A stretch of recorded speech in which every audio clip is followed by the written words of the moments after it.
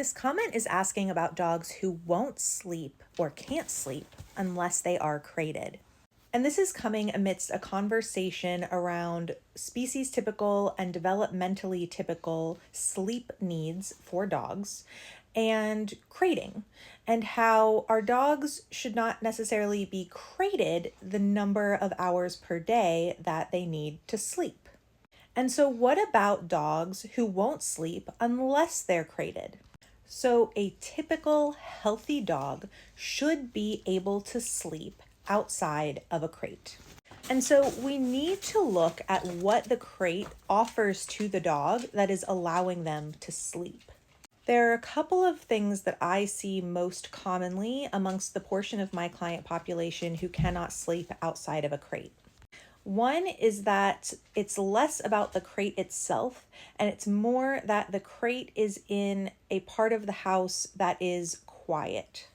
And what they need is that quiet to be able to sleep. They really struggle to sleep if there is a lot of movement or noise, or sometimes any movement or noise.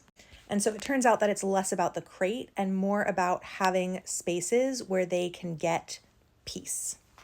For those dogs, we need to build out more spaces that they can get peace and quiet, that they can access and leave on their own.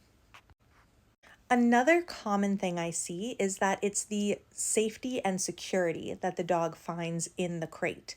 They feel safest in the crate versus other spaces in the house. And that can be for a number of reasons. So we need to identify why the dog feels safest in the crate and feels unsafe in other spaces in the house. And same thing, we need to build out more spaces where the dog feels safe. And ideally, at least some of these spaces are accessible to them at all times, and they can leave them anytime they want. And then the third common thing I see is that the dog has always been put to sleep in the crate because the crate often has been used to manage the dog's behavior.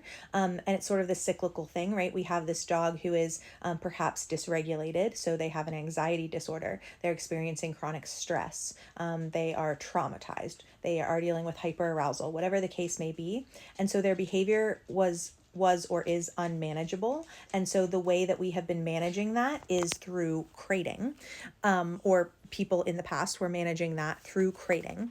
That has historically been the only place that the dog can get sleep because XYZ.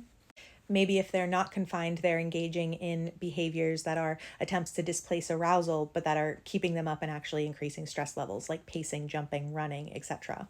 Maybe they're constantly being pulled in the direction of triggers, noises outside of the house, resources to guard around the house, etc. And they got a break from that within the crate, and that's where they were able to sleep.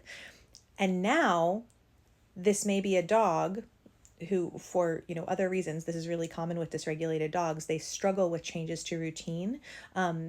Sometimes really, really struggle. And so that is simply the way that it is. They have always slept in their crate. That's the only place they've ever been able to get sleep. And now, even if other things have changed, they can't sleep anywhere but in their crate. And so same thing there. We want to expand the places that they can sleep. We want to increase their behavioral flexibility. We want to introduce novelty in such a way that it builds resilience. So the challenge is appropriate to the skill level and appropriate to the current arousal level. And this is behavior therapy. And as you can see, this is super different from how we tend to think of like traditional dog training. And I don't mean traditional as in compulsive, I mean operant conditioning. And this is why folks can get really confused about what behavior therapy is going to entail or how virtual training can help their dog. And it's because a lot of it is working through things like this. So figuring out why the dog can only sleep in the crate, expanding their world to replicate what they need, enhancing their behavioral flexibility, building their resilience, building their confidence, working through safe spaces, safe people, introducing novelty, expanding their repertoire, in such a way that increases their well-being, reduces their stress, increases their resilience to stress, increases their ability to self-regulate, and enhances their agency. It's like a giant puzzle. In this case, with this commenter's question where they say, any advice for settling outside of the crate? My pup won't sleep unless in the crate. We're working on making sure he understands that his bed isn't a toy. So I would wonder if I should be focusing on them learning the bed isn't a toy, or if the bigger issue is what need my dog is trying to meet by fidgeting around with their bed. And I don't know anything about the commenter's dog. But for a dog who can only sleep when they're in their crate, I would suspect that it is less that they think the bed is a toy and more that they're having a difficult time settling. And so I would be much less worried about trying to get them to stop the behavior of playing with the bed, and much more focused on setting up the environment so that they aren't displacing that arousal through playing with the bed. And this is all now we're talking about is building out sanctuary spots. Sanctuary spots are safe places for our dog, whatever that means to them. Ideally, we have multiple sanctuary spots. And this is another area where I see a lot of, it's sort of a pitfall with the crate, is that becomes the one space where the dog can have their own space. It's the one space that is their own. And dogs should have more than one space. At least some of those spaces should be accessible to the dog at any given time, and they should be able to freely leave those spaces, generally speaking. We may also use some of these sanctuary spaces for management in situations where the dog does need to be confined. And so situations like intra-household aggression, stranger danger with visitors, etc. And we should, in the interest of this being a safe place, help acclimate the dog to being comfortable in that space, which is something that we often need to do very slowly for dogs who have hyperattachment concerns or confinement anxiety. Or in many cases, it's just developmentally appropriate that they need support acclimating to that. But we are building out these sanctuary spaces, so we're putting increased management there to support them related to other triggers. So noise blockers, calming music, visual barriers where that's helpful, calming scents. We're offering co-regulation and social support in those spaces if that is helpful to the dog. Otherwise, we are leaving them alone if that's what they need.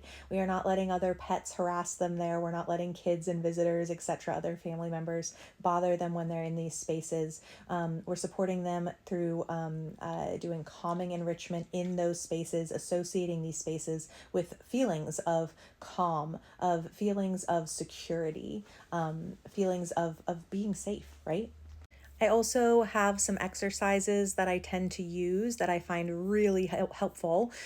One is lowering food arousal, capturing calm is what I call it. And the other is relax on a mat, taught in a very specific way. And then those two activities merge, and I generally, as a result, see increased independence, increased quality and quantity of sleep, and less reactivity toward movement and sound in the house. Relax on a mat is not like a place cue. It's a very well generalized behavior that I don't even put on a verbal cue, that allows the dog always to have the option to flight, and that is incredibly well generalized to like any bed, blanket, mat, towel, paper, napkin. And lowering food arousal, capturing calm is set up in such a way that the dog also habituates to the treat pouch being present, learns that sometimes just one treat comes because so often we are doing multiple treats. It helps divorce what we're doing from the idea of like work mode versus real life. And it allows us to capture the behavior of the dog lying down, relaxing, while addressing some of those barriers to that, like the idea that the dog gets excited when they see the treat pouch or goes into sort of work mode when they get a treat. It also helps us lower arousal to food. And then this merges with the relax on a mat behavior where I'm not actually ever working on things like distance, distraction, duration, or like I said, even putting that behavior on a cue. I'm just creating the association between things it looks like the dog could lay on and that more relaxed state. And then, of course, for many of my clients who are dealing with dysregulation, medication is a huge part of our work as well, because nervous system dysregulation, if that's what we're dealing with, is a medical issue. And that can look like maintenance medications that help lower the baseline stress levels of the dog. It can also look like event medications to help with sleep for dogs who are in crisis and are incredibly sleep deprived. So there can be a lot of different components to supporting a dog who is having issues with sleep.